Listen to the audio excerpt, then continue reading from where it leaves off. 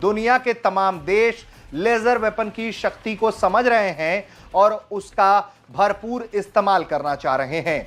तो आखिर देश दुनिया में लेजर वेपन्स का क्या हाल है, इस पर बात करेंगे। भारत ने जो तकनीक डेवलप की है उस पर बात करेंगे और साथ ही बात करेंगे कि अमेरिका चीन के पास क्या है लेजर वेपन कैटेगरी में, और इस लेजर वेपन सेक्शन से जुड़ी हुई जो सबसे ताजा खबर है वो क्या है, जिसको लेकर आप सवाल पूछ सकते हैं कि भाई भला आज इस विषय पर क्यों बात कर रहे हैं आप। तो दरअसल इस पर आज बात करने के पीछे कुछ कारण है। कारण क्या है कि हाल में भारत ने अपने लेजर वेपन को जब टेस्ट किया, डायरेक्ट एनर्जी वेपन को, तो पूरी दुनिया में उसके चर्चे शुरू हो गए। और अब फ्रांस से एक ऐसी तस्वीर सामने आई है जिसने युद्ध के मैदान में एक नया मोर्चा खोलने का ऐलान कर दिया है, या वॉर्स के वक्त में इस तरह की तकनीक का इस्तेमाल बड़ा तहलका मचा सकता है। ऐसे में इस पर बात करेंगे। सबसे पहले तो फ्रांस ने क्या दिखाया है, सबसे पहले उस पर बात कर लेते हैं। दरअसल एक तस्वीर सामने आई है जिसको लेकर बताया जा रहा है कि ये हेल्मा एलपी है। ये एक शक्तिशाली लेजर राइफल है जो विशेष रूप से सामरिक मिशनों के लिए डिजाइन किया गया है।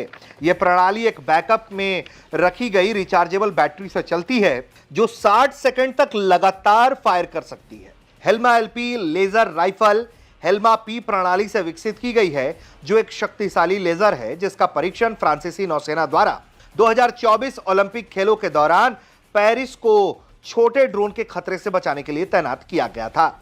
लेजर राइफल AR-15 प्लेटफॉर्म से यह प्रेरित है जो 2 केबल के माध्यम से 15 केजी के बैकअप से जुड़ा है जिसमें रिचार्जेबल बैटरी है। हालांकि बैटरी से जुड़े तकनीक का बहुत ज्यादा खुलासा नहीं हुआ है, लेकिन हेल्मा एलपी पारंपरिक लेजर सिस्टम से अलग है जो मुख्य रूप से उड़ते ड्रोन को नष्ट करने के लिए डिजाइन किए गए हैं। इनके बजाय हेल्मा एलपी जमीन आधारित उपकरणों को निष्प्रभावी करने के लिए डिजाइन किया गया है, जैसे कि कैमोफ्लाज, इलेक्ट्रॉनिक सेंसर, कंप्यूटर निगरानी कैमरे, रेडियो ऑप्टिक सिस्टम जैसी कई और सिस्टम्स।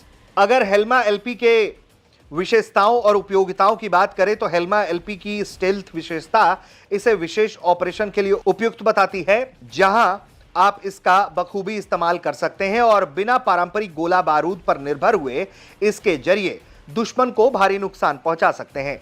जानकार बताते हैं कि ये तकरीबन तापमान सीमा -20 डिग्री सेल्सियस से 35 डिग्री सेल्सियस तक काम करता है और हवाई परिवहन योग्य भी है। इसके अलावा CILAS ने रिमोट कंट्रोल हथियार स्टेशनों के निर्माताओं से भी संपर्क किया है जो हेल्मा एलपी को रोबोटिक प्लेटफॉर्म से एकत्रित करने में रुचि रखते हैं।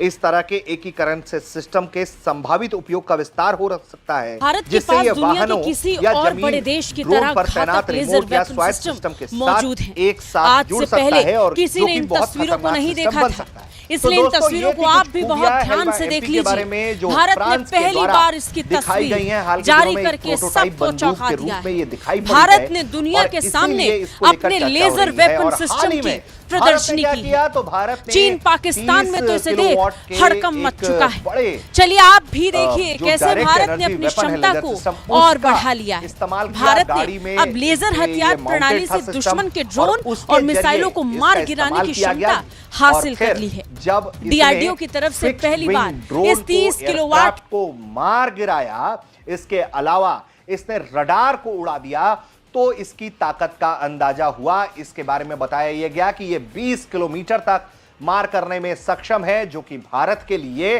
डायरेक्ट एनर्जी वेपन सीरीज में एक बड़ी उपलब्धि है, बड़ी कामयाबी है। और DRDO अभी भी इस पर लगातार काम कर रहा है और इसकी ताकत जो है उसको बड़ा करने पर विचार कर रहा है। जो बड़ा लक्ष्य है भारत का वो 300 किलोवाट का है। अगर उस दिशा में देखा जाए तो ये एक बड़ी सफलता थी। इस पर मल्टीप्लाई करके इसे बड़ा और मजबूत बनाया जाता रहेगा और फिर भारत के हाथ जो आएगा वो दुनिया में किसी देश के पास नहीं होगा।